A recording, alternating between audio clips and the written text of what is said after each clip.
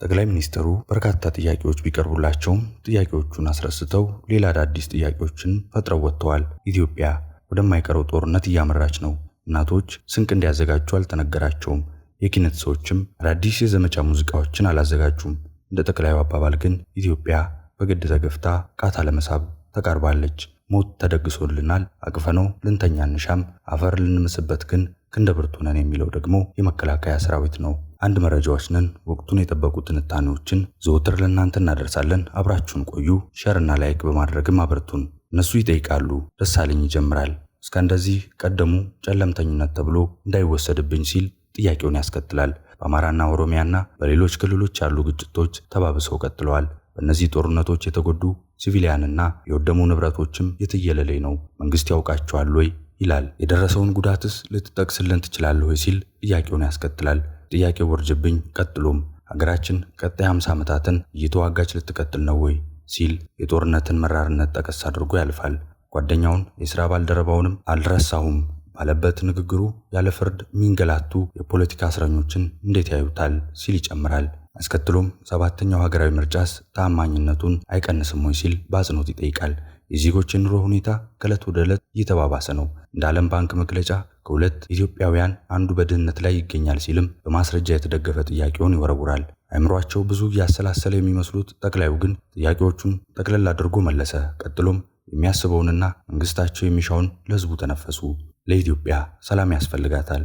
ለኢትዮጵያ መረጋጋት ያስፈልጋታል። የኢትዮጵያን አቅም ላኪው ያውቀዋል፣ ተላላኪው ግን ይጓጓል ሲሉ የቀጥተኛ የጥያቄ ምላሻቸውን የሰጡ ሲሆን አስከትለው ግን ቀይ ባህርን አይኑ እስኪቀላ በንግግራቸው ዘክረውታል። ጦርነት የለም ማለት የተኩስ ድምፅ አይሰማም ማለት አይደለም። እውነተኛ ፍትህ ካልተረጋገጠ በማንኛውም ሰዓት ጦርነት ሊፈጠር ይችላል ያሉት ጠቅላዩ ኢትዮጵያ በቀይ ባህር ላይ ያላት ጥያቄ ህጋዊ፣ ታሪካዊ፣ መልክዓ ምድራዊና ኢኮኖሚያዊ ነው ብለን እናምናለን ሲሉ ይቀጥላሉ። ይህ ጉዳይ ከውጊያ ይልቅ በህጋዊ መንገድና በንግግር ሊፈታ ይችላል የሚለውን አቋማቸውን በማብራሪያቸው ደጋግመው አንጸባርቀዋል። ኢትዮጵያ ቀይ ባህርን ለማጣት 30 ዓመታት ከዚያ በላይ የወሰደ ትግል ነበር ያደረገችው። በ30 ዓመት ትግል ውስጥ በብዙዎች ርብርብ ነው ኢትዮጵያ አሰብን ያጣችው። ሌላ 30 ዓመት ያስፈልጋታል ብዬ ግን አላስብም። በተረጋጋ መንገድ፣ በሰከነ መንገድ በውይይት መሄድ በጣም አስፈላጊ ነገር ነው። የፈለገ ብንወያይ ግን ለማጣት የፈጀውን 30 ዓመት ለማግኘት ይፈጅብናል ብዬ ግን አላስብም ሲሉም ለፓርላማ አባላት ተናግረዋል። ኢትዮጵያ ቅድሚያ የምትሰጠው ለሰላምና ንግግር መሆኑን ያስረዱት ጠቅላይ ሚኒስትር አብይ አገሪቱ ቀይ ባህርን መጠቀሟ አይቀሬ ስለሆነ በጉዳዩ ላይ እንዳያሸማግሏቸው ለበርካታ ሀገራት ጥያቄ ማቅረባቸውንም ተናግረዋል። የሽምግልናና የመፍትሄ አምጡልን ጥያቄ ከቀረቡላቸው ሀገራት መካከል አሜሪካ፣ ቻይናና ሩሲያ እንደሚገኙበት ጠቅላይ ሚኒስትሩ ጠቁመዋል።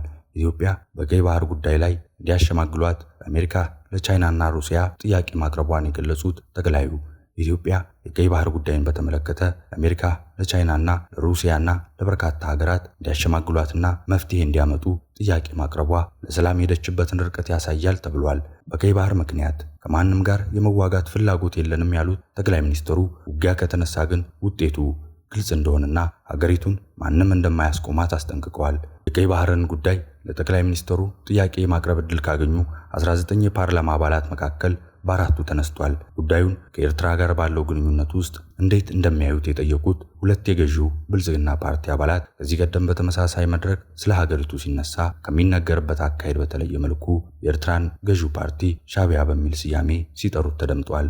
ከነሱ አንዱ የሆኑት በተወካዮቹ ምክር ቤት የውጭ ግንኙነትና ሰላም ቋሚ ኮሚቴ አባል ዶክተር ቶፊቅ አብዱላሂ ሻዕቢያ ጸረ ሰላም ኃይል ነው ብለዋል። የሻዕቢያ ቡድን የኢትዮጵያን ፍትሃዊ ጥያቄ ለማዛባት የሐሰት ፕሮፓጋንዳ የሚነዙና የሚያሰራጩ ኃይሎችን አሰማርቷል። በሀገራችን ውስጥ ግጭቶች እንዲባባሱ ተግቶ ከመስራት ጀምሮ የተለያዩ አፍራሽ ሙከራዎችን እያደረገ ይገኛል ሲሉ ዶክተር ቶፊቅ ወንጅለዋል። ፓርላማ አባሉ የሀገር ሉዓላዊነትን የሚጥስ ያሉትን የሻዕቢያ እኩይ ተግባርና የሽብር ድርጊት የዓለም አቀፍ ማህበረሰብ እንዲገነዘብ በመንግስት በኩል እየተሰሩ ያሉ ስራዎችን በተመለከተ ማብራሪያ ጠይቀዋል። የዓለም ጤና ምርጫ ክልል የብልጽግና ፓርቲ የፓርላማ ተወካይ የሆኑት አቶ ጫላ ለሚ በበኩላቸው ከሕግና ስርዓት ባፈነገጠ መንገድ ይንቀሳቀሳል ያሉት የህወሓትን ቡድን ከሻዕቢያ ጋር በማበር ለጦርነት እየተዘጋጀ መሆኑን በመጥቀስ ነቅፈዋል። አንዳንድ መረጃዎች እንደሚጠቁሙት የህወሓት የአዛውንቶች ቡድን ከሻዕቢያ ኃይሎች ጋር ግንባር ፈጥረው ለጥፋት እየተንቀሳቀሱ መሆኑ ይሰማል። በመሆኑም ሉዓላዊነታችንን የሚዳፈር የሻዕቢያ እንቅስቃሴን ለመግታት እየተሰሩ ያሉ ስራዎች በምን ደረጃ ላይ እንደሚገኙ ማብራሪያ ቢሰጡ ሲሉ ለጠቅላይ ሚኒስትሩ ጥያቄ አቅርበዋል። እርሶስ ቀይ ባህርን የምናገኝበት መንገድ ምን መምሰል አለበት ብለው ያስባሉ? በሽምግልና ወይስ በጠመንጃ? አንድ መረጃዎች ነን። ሰላም ሆኑልን።